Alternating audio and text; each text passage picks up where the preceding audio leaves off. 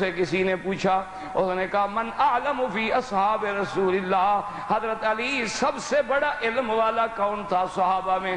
اس کا خیال تھا نا کہ شاید مدینۃ العلم والی بات ہے، تو حضرت علی سے کون بڑا ہوگا؟ تو پوچھا من اعلم، فرمایا کہ سب سے زیادہ علم والا ابو بکر۔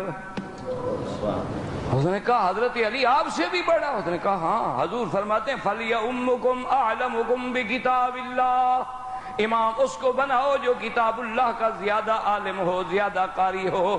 جب سارے صحابہ موجود تھے، حضور نے ابو بکر کو مصلی پہ کھڑا کیا۔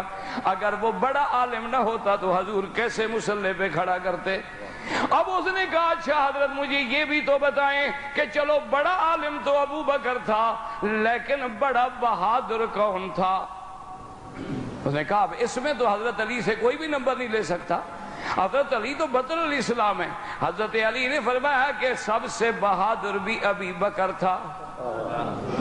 اس نے کہا حضرت یہ کیسے ہو سکتا ہے؟ اس نے کہا حضور نے جب کعبۃ اللہ کے اندر داخل ہوئے، حضور نے فرمایا علی، میں نے کہا حاضر یا رسول اللہ، فرمایا اوپر ذرا تصویریں لگی ہوئی ہیں اور سیڑھی کوئی نہیں، تم بیٹھ جاؤ، میں تمہارے کندھے پہ کھڑے ہو کے ان تصویروں کو مٹانا چاہتا ہوں۔ تو کہتے ہیں حضور نے قدم رکھا تو میں نے کہا قطن قطن یا رسول اللہ، حضور مہربانی کریں مہربانی کریں، میرے تو گردن ٹوٹ جائے گی، میرے تو کمر ٹوٹ جائے گی، میں نہیں بوجھ اٹھا سکتا۔ حضور نے فرمایا اچھا تم ایسا کرو کہ تم نہیں اٹھا سکتے، چلو میں بیٹھ جاتا ہوں، تم میرے کندھے پہ کھڑے ہو کے یہ تصویریں مٹا ڈالو۔ حضرت علی نے فرمایا میں تو ایک قدم برداشت نہ کر سکا، بہادر تو وہ تھا جو کندھے پہ بٹھا کے غار تک لے گیا۔ فرمایا بہادر تو وہ تھا کہ جس نے 3 میل اتنا چڑھائی اور رستہ کوئی نہیں۔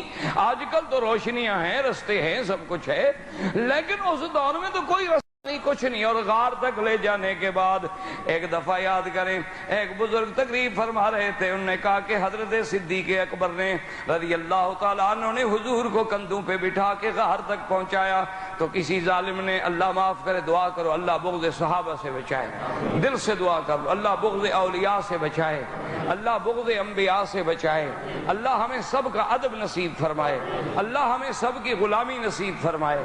مسئلہ بیان کرنا علیحدہ بات ہوتی ہے، ادب علیحدہ بات ہوتی ہے، یاد رکھا کریں۔ ادب کا معنی یہ نہیں ہے کہ ہم کسی ولی کو نبی بنا دیں، کسی نبی کو خدا بنا دیں، یہ ادب نہیں ہوتا، یہ تو شرک ہے اور کفر ہے۔ ادب یہ ہے کہ خدا خدا ہے، مصطفیٰ مصطفیٰ ہے، صدیق صدیق ہے، فاروق فاروق ہے، عثمان عثمان ہے، علی علی ہے، صحابہ صحابہ ہیں، تابعین تابعین ہیں، اولیاء اولیاء ہیں۔ اگر فرق مراتب نہ کنی زندگی کی، اگر فرق مراتب نہیں کرو گے، بیوی کو ماں بنا دو، ماں کو بیوی بنا دو، بیٹی کو ماں کہہ دو، ماں کو بیٹی بنا دو، تو یہ دنیا کا نظام نہیں چل سکتا، تو شریعت کا نظام بھی نہیں چل سکتا۔ شریعت کے نظام میں بھی حدود ہیں، اس سے کوئی تجاوز نہیں کر سکتا۔ تو انہوں نے جب یہ فضیلت بیان کی کہ حضرت ابوبکر نے کندھے پہ بٹھایا، پہاڑ پہ چڑھ گئے، تو دشمن تو بھائی دشمن ہوتا ہے نا، مخالف تو پھر مخالف ہوتا ہے، وہ تو ہر بات سے بات نکالتا ہے۔ تو اس نے کہا جی کون سی بڑی بہادری ہے یار، عجیب بات ہے، یہ سنی مولوی جو ہے نا اہل سنت والجماعت والے، یہ چیختے رہتے ہیں جی ابوبکر نے کندھے پہ بٹھا لیا، ابوبکر اٹھا کے لے گیا، حضور صلی اللہ علیہ وسلم کا بوجھ مبارک اٹھا کے لے گیا، کیا ہو گیا؟ حدیثوں میں موجود ہے راکب رسول اللہ صلی اللہ علیہ وسلم علی الحمار، حضور پاک نے تو گدھا پہ بھی سواری کی ہے، حضور پاک نے تو اونٹ پہ بھی سواری کی ہے، اونٹنی پہ بھی سواری کی ہے، گدھا پہ بھی سواری کی ہے، اگر ابو بکر پہ بھی سوار ہو گئے تو کیا بات ہو گئی؟ میں نے عرض کیا نا کہ دشمن جب ہو نا جی تو وہ تو آپ کتنے سیدھے راستے پہ ہوں وہ کوئی نہ کوئی بات نکال لے۔ آپ دیکھیں نا جی کہ ہمارے اکابر ہیں، ہمارے پیر ہیں، ہمارے باقاعدہ مشائخ ہیں، باقاعدہ علماء ہیں، باقاعدہ تزکیہ ہے، لیکن جن کو ہمارے ساتھ غصہ ہوتا ہے کہہ دیں گے وہابی، وہ کہنا ہے جی وہابی جی یہ تو پیروں نو مندے ہی کوئی نہیں، ان کے ہاں تو نہ فاتحہ ہے نہ درود ہے، ان کے ہاں تو جی بالکل کوئی نہیں۔ اور خاص طور تے اے تے بڑا وہابی نے انہوں تے اتھے سعودی عرب تے مکے شریف دی پان بھی نال لگ گئی، ایک کریلا ایک نیم چڑا، اے تو اور پکا وہابی ہو گیا ہے خدا کے بندو، اب تو یہ باتیں کہنی چھوڑ دو، ایمان سے کہیں مکہ مکرمہ سے مدینہ منورہ قافلے 10 دن میں پہنچتے تھے۔ یہ اللہ خادم الحرمین کو جزائے خیر دے، ایسی سڑک بنا دی کہ 4 گھنٹے میں آدمی مدینے پہنچ جاتا ہے۔ اگر ان کے دلوں میں مدینے سے، مدینے والے سے کوئی ذرا سا بھی بغض ہوتا تو راستے بند کر دیتے یا آسان کر دیتے کہ جلدی پہنچ جاؤ؟ کوئی عقل کی بات کریں۔ آپ رمضان میں ابھی جا کے دیکھیں ان کی ہر دعا جو ہے حضور کے درود پہ ختم ہوتی ہے کہ نہیں؟ علامہ صاحب بیٹھے ہیں، پوچھ لیں، حنفیوں کے نزدیک تو ایک مسئلہ ہے کہ اگر تشہد میں، اتحیات میں درود شریف بھول گیا انسان ہے، نہیں پڑھ سکا تو نماز ہو جائے گی۔ لیکن حنابلہ جن کو تم وہابی کہتے ہو، ان کے مسلک میں یہ ہے کہ اگر نماز میں درود نہیں پڑھا تو نماز نہیں ہوگی۔ اللہ، تو ان کو تم یہ، اس لیے دشمن جو ہے نا میرا عزیز، پھر وہ کوئی نہ کوئی بات تو بنا لیتا ہے نا۔ وہ ایک پیر بزرگ تھے، بہت بڑے اللہ کے ولی تھے، تو بیوی نہیں مانتی تھی۔ یہ خدا کی قدرت ہے، آدمی کی بیوی نہیں مانتی۔ آپ کو مانتی ہے؟ بھائی اس میں شرم کی کیا بات ہے یار، بھائی ہو اپنے، کون سے ہم کوئی آسمان سے اترے ہیں، ہم بھی تمہارے بھائی ہیں، ساتھی ہیں۔ نہیں، آپ کی بیوی مانتی ہے کہ لیڈیز از فرسٹ، وہ آگے چلتی ہے نا، اور آپ ماشاءاللہ۔ اچھا، جب کنکریاں مارنے کا وقت ہے نا مینا میں، لوگ بڑے مسئلے پوچھتے ہیں مجھ سے مکہ شریف، اور جناب بڑا رش ہوتا ہے تو میں بیوی کی طرف سے کنکریاں مار لوں؟ میں نے کہا نہیں جی، آپ اپنے مسئلے پہ رہیں، لیڈیز از فرسٹ۔ اچھا، عورت ہے کتنا سمجھدار، کہتے جی نہیں رش ہے، رش ہے۔ بازار میں رش کوئی نہیں، میلے پہ رش کوئی نہیں۔ یہ کرسمس کے دنوں میں جناب کھوے پہ کھوا چل رہا ہے، نہ پتہ لگتا ہے مرد ہے نہ عورت ہے، یہاں کوئی رش نہیں۔ وہاں مینا میں کن کے نہیں جی بڑا رش ہے جی، تسی مار دے تاکہ مرے تو شوہر مرے نا، میرا جان چھوٹے جائے ختم ہو تاکہ واپس جاؤں کہوں سبحان اللہ، کیا خوش نصیب بیوی ہوں کہ میرا شوہر وہاں دفن ہو گیا اور میں دوسرے نکاح کے لیے واپس پہنچ گئی ہوں تیار۔ تو اس لیے اندازہ کریں، دشمن تو بات نکال لیتا ہے۔ اب جناب وہ ولی اللہ جو تھے، یہ میں ایسے نہیں کہہ رہا بیوی نہیں ماں، اس لیے دیکھیں علامہ صاحب سے پوچھنا انشاءاللہ، قاری طیب صاحب سے کبھی پوچھ لینا۔ اور آپ بھی جانتے ہیں میرے مدنی کو جب نبوت ملی غار میں، نبوت کہاں ملی؟ ہاں جی، اور صدیق کہاں ملا؟ نہیں سمجھ آئی بات؟ میرے مدنی پہ جبریل کہاں اترا؟ تو جبریل آسمان کا وزیر ہے، وہ کہاں ملا؟ غار میں۔ اور صدیق زمین کا وزیر ہے، یہ کہاں کٹھے ہوا؟ غار میں۔ ایک وہ بھی غار اور ایک یہ بھی غار، اور ایک تیسری غار ادھر ہے، یہ بھی یاد رکھنا۔ حضرت صدیق جب غار پہ پہنچے تو کہا حضور آپ کھڑے ہو جائیں، مدتوں سے غار پڑی ہے، میں ذرا صاف کر لوں، کوئی بچھو کوئی ایسا جانور نہ ہو۔ صدیق اندر گئے، صاف کیا تو پھر مدنی گئے۔ اللہ نے حکم کر دیا، اشارہ ہو گیا کہ جب تک اس غار میں پہلے صدیق کی محبت نہیں آئے گی، محمد مدنی پہ ایمان بھی نہیں آئے گا۔ وہاں غار میں حضور ہیں، قرآن اترا۔ اچھا، اترنے کے بعد سب سے پہلے حضور کہاں آئے؟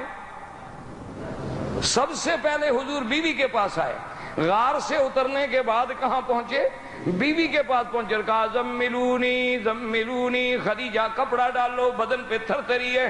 اسی منظر کو میرا مولا پسند کر کے فرماتی ہیں، یا ایھا المزمل قم اللیل الا قلیلا نصفہ او انقص منہ قلیلا او زد علیہ ورتل القرآن ترتیلا۔ میرا مدنی پہلے بیوی کے پاس آئے تاکہ سب سے پہلی تصدیق بیوی کرے کہ اس کی تصدیق بڑی مشکل ہوتی ہے، اور جب بیوی پاکی کی گواہ بن جائے تو پھر اس سے بڑا گواہ دنیا میں کوئی نہیں ہوتا۔ سب سے پہلی تصدیق کرنے والی سیدہ خدیجہ، اور ظالم تو کہتے ہیں اسلام نے عورت کو کوئی مقام نہیں دیا۔ ذرا غور تو کرے، میرے مدنی کی پہلی گواہ کون ہے؟ سیدہ خدیجہ۔ پہلے اسلام لانے والی کون ہے؟ سیدہ خدیجہ۔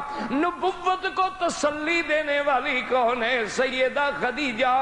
ورقت ابن نوفل کے پاس لے جا کے تائید کرانے والی کون ہے؟ سیدہ خدیجہ۔ اللہ تبارک و تعالیٰ کے دین اسلام کی عظمت دیکھیں کہ قرآن کی پہلی گواہ بھی عورت، میرے مدنی کی نبوت کی پہلی گواہ بھی عورت، اسلام کی پہلی گواہ بھی عورت، اور آج تک اسلام نے صفا مروہ رکھ کے عورت کو اتنا بلند کر دیا ہے کہ قیامت تک دوڑتے رہو اور عورت اسماعیل کی اماں کی سنت کو یاد کرتے رہو۔ لیکن مشکل یہ ہوتی ہے کہ دشمن کو بات سمجھ نہیں آتی، وہ ہر نیکی میں بھی کوئی برائی نکال لیتا ہے۔ اس لیے جیسے اس نے کہہ دیا کہ جناب کیا ہو گیا، اگر حضور صلی اللہ علیہ وسلم سیدنا صدیق کے کندھے پہ بیٹھے تو کیا ہو گیا، حضور تو اونٹنی پہ بھی بیٹھے، حضور تو گھوڑے پہ بھی بیٹھے، حضور تو گدھا پہ بھی بیٹھے۔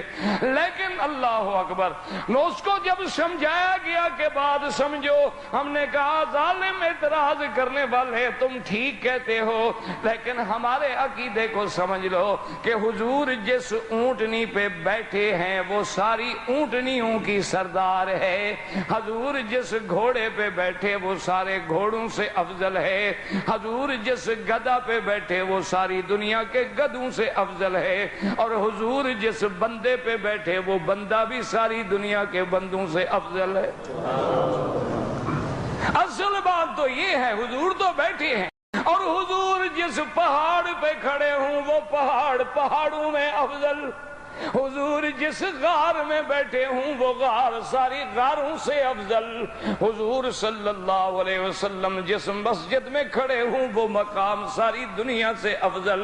اس لیے اللہ تبارک و تعالیٰ کی شان دیکھیں کہ یہ شرف کس کو ملا ہے، صرف ابو بکر رضی اللہ تعالیٰ عنہ کو، کہ اللہ فرماتے ہیں اِلَّا تَنْصُرُوهُ فقد نصره الله اذ اخرجه الذين كفروا ثاني اثنين۔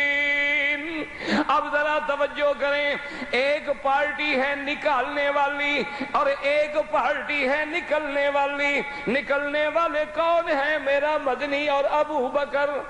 مکے سے کون نکل رہے تھے؟ ہاں جی، وہ نام لے لیا کرو، خیر زندوں میں بیٹھا ہوں نا، خیر زندہ الحمدللہ۔ اب مکے سے جانے والے کون ہیں؟ اب سیدنا محمد مصطفیٰ اور ابو بکر، اور نکالنے والے کون ہیں؟ نہیں، نکالنے والے حضور کو مکے سے نکالنے والے کون ہیں؟ قرآن کیا کہتا ہے؟ اِذْ أَخْرَجَهُ الَّذِينَ كَفَرُوا، جب کہ کافروں نے نکالا، اور پھر وہ دو کون تھے؟ ثانی اثنین اذ ہما فی الغار اذ یقول لصاحبہ لا تحزن ان اللہ معنا۔ وقت ختم ہو گیا بھائی، وقت ختم ہو گیا، زندگی رہی تو بات باقی۔ وصلی اللہ تعالی علی سیدنا محمد وعلی آلہ واصحابہ اجمعین برحمتک یا ارحم الراحمین۔ اب مغرب کی نماز ہوگی انشاءاللہ، تو جن ساتھیوں کو وضو کی دوبارہ تجدید کرنی ہو جلدی سے وضو کر لیں تاکہ جماعت میں شریک۔ اصل عبادت نماز ہے، یاد رکھیے، اور نماز کی جماعت ہے۔